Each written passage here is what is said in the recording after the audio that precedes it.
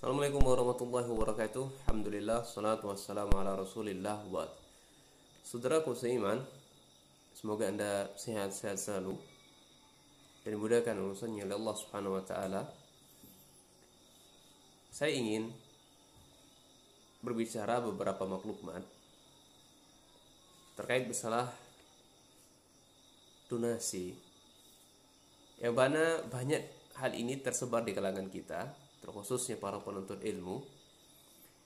Mereka menggalang donasi dalam rangka belajar, buka pamflet, dibuka donasi untuk belajar ke sana dengan sini sekian puluh juta. Ya. Subhanallah ikhwan, ya. Kita ketahui bersama, belajar ini memang mengantarkan seseorang ke jalan surga Allah Subhanahu wa taala. Pelajari agama Allah ini sesuatu yang mulia. Saking mulianya Allah mudahkan jalan dia bagi ke surga. Ini luar biasa, ya, kata Nabi SAW, "Man salaka tariqan yaltamisu fihi ilman, sahalallahu lahu bihi tariqan ila jannah." Antum sudah paham itu makna hadisnya. Ya, Allah akan mudahkan jalan dia menuju surga. Siapa yang berjalan untuk ilmu tadi, ya memang Allah mudahkan jalannya untuk menuju surga Allah Subhanahu wa taala. Dan di sini riwayat Muslim, ya. Kemudian ketika kita belajar, tentu kita memiliki, ya, butuh modal, itu pasti. Ya, semangat itu pasti. Cerdasan itu pasti harus dibutuhkan itu. Ada keinginan kuat, ya, keras keinginan untuk belajar itu pasti. Harta, modal, ya, ini pasti. Kemudian harus dibimbing oleh para ustaz, para ulama. Hal ini sebagaimana jelaskan oleh Imam Syafi'i rahimahullahu taala, "Ya akhi lan tanalal ilma illa bisittatin, sa'umbika an tafsiliha." Wahai saudaraku, saya ini nih akan menjelaskan kepada kalian ini kalau ingin kalian dapat ilmu, ya. Ini ada 6 perkara yang harus kalian tempuh agar kalian bisa dapat ilmu. Apa itu? Ini saya rincikan kepada kalian, kata beliau. Yang pertama adalah zakaun, harus cerdas, ikhwan. Kemudian wahirsun, semangat yang kuat, wajtihadun, sungguh-sungguh, dan bulghatun. Ini ada modal, ada uang untuk berangkat yang disiapkannya. Kemudian wasubatul ustaz, harus dengan ustaz. Enggak bisa dipelajari sendiri, kawan. Fatal nanti untuk pelajari sendiri. Ya. Man kana syaikhu kitabuhu, siapa yang kitabnya itu gurunya, maka fa aksaruhu, maka banyak kesalahannya itu, ya, lebih banyak ketimbang min sawabih, dari benarnya. Kalau antum belajar dengan apa? Langsung otodidak, baca sendiri tanpa dengan guru. Kemudian harus panjang zamannya, kawan. Harus panjang. Baik. Oleh karena itu, yang jadi permasalahan di sini, perkataan Imam Syafi'i di atas itu harus belajar dengan butuh modal,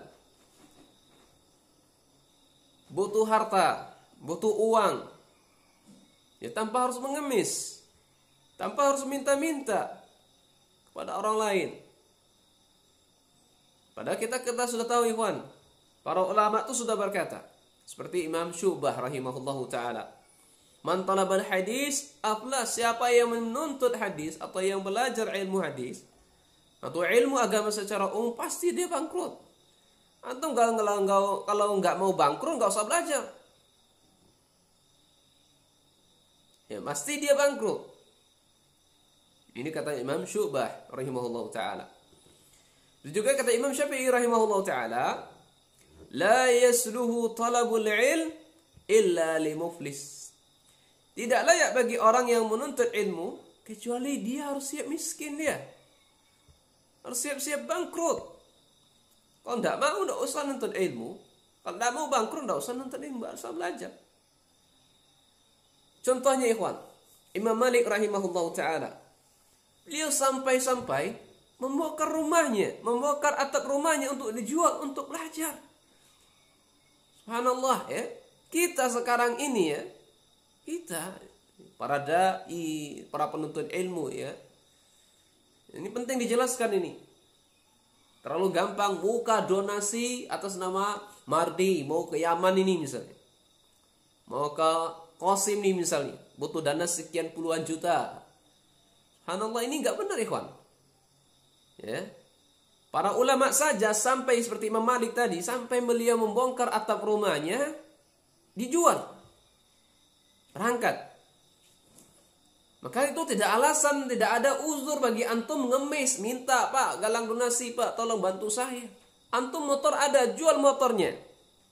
Ada motor kan? Ada insya Allah.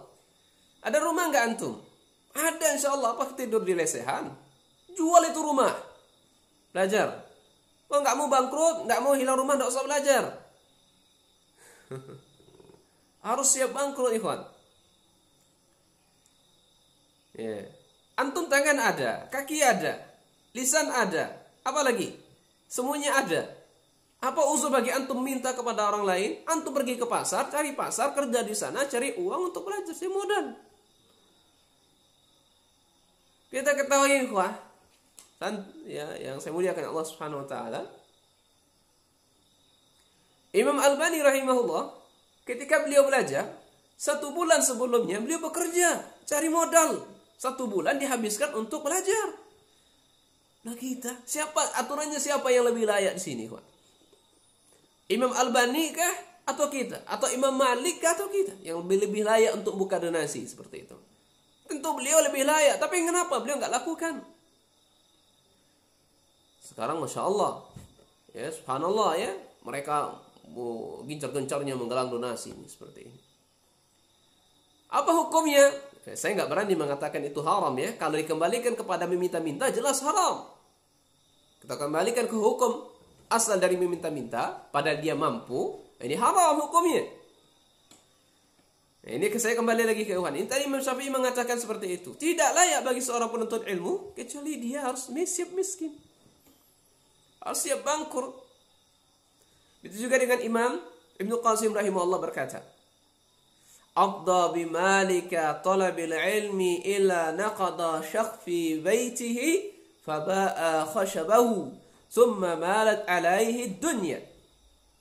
Mencari ilmu itu menyebabkan Imam Malik, ini beliau menjelaskan tentang Imam Malik ya, menyebabkan Imam Malik sampai-sampai beliau membongkar rumahnya untuk dijual kayunya. Kemudian setelah itu barulah datang dunia kepadanya. Ya. Luar biasa ya ikhwan ya. Dan banyak sekali ikhwan kisah-kisah yang menjelaskan tentang ini bagaimana perjalanan ulama dalam menuntut ilmu. Gak ada satupun ulama salaf mereka menggalang donasi, buka pamflet, minta donasi atas nama fulan mau belajar ke sana dan sini. Ini gak dibenarkan ikhwan. Dan saya gak berani mengatakan ini haram kalau dikembalikan ke hukum asal meminta-minta.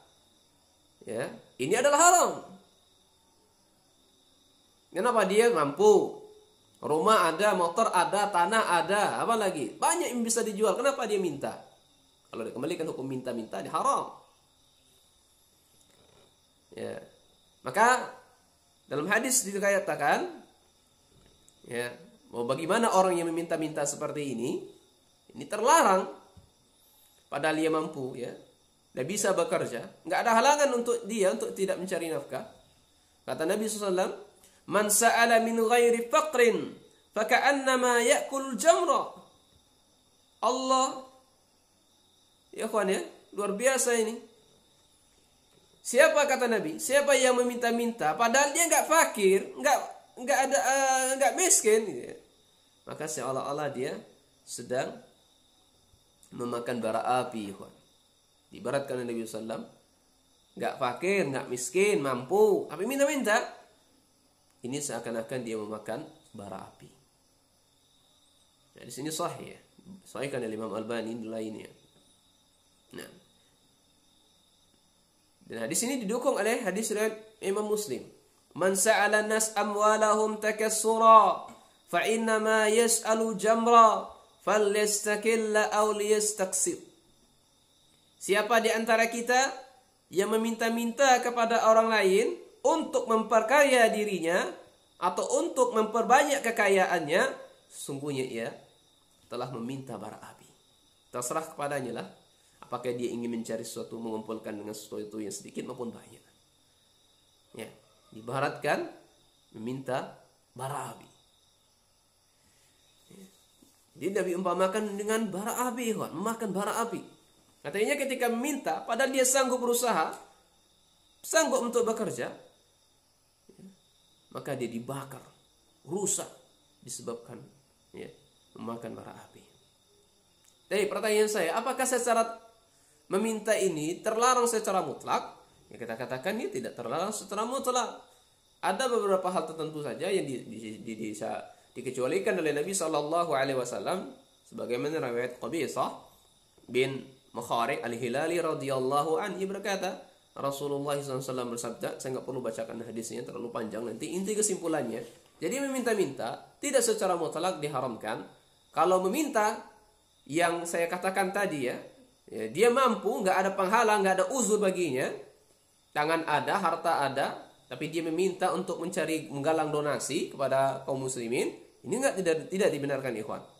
Dan ini kembali kepada hukumnya adalah hukum meminta-minta haram bagi dia, kecuali ada pengecualian dalam hadis Qabisah ini. Yang pertama, orang yang menanggung hutang orang lain sampai dia melunasinya kemudian dia meninggalkannya.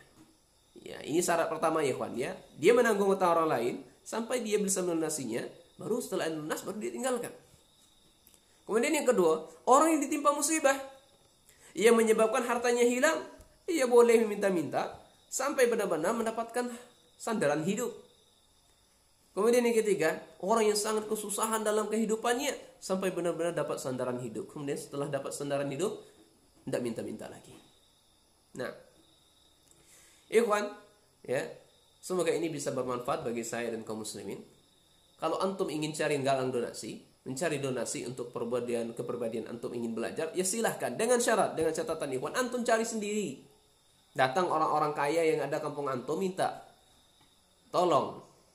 Ini yang pertama. Kemudian yang kedua, ya, kalau ada saudara kita ya, ikhwan ya, kalau antum dengar teman-teman yang seperti ini, yang ingin belajar tapi nggak ada dana, misalnya dia nggak mau jual motornya, nggak mau jual mobilnya, misalnya nggak mau jual tanah rumahnya, misalnya, ya usahakanlah kalau kita bantu mereka ya, bantu ya, berapa yang ada 10.000, 5.000, 5.000, terserah bantu gitu.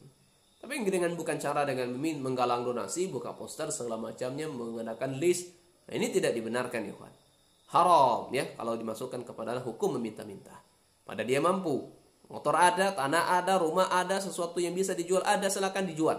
Kalau nggak mau belajar bangkrut, nggak usah belajar ke Yaman, ke mana. Ya cukup di sini saja. Wallahu taala alam bisawab. Semoga bisa bermanfaat bagi saya dan kaum muslimin. Wa akhiru dawana alhamdulillahirabbil alamin. Subhanakallahumma wa bihamdika asyhadu an la ilaha illa anta astaghfiruka wa atubu ilaik. Assalamualaikum warahmatullahi wabarakatuh.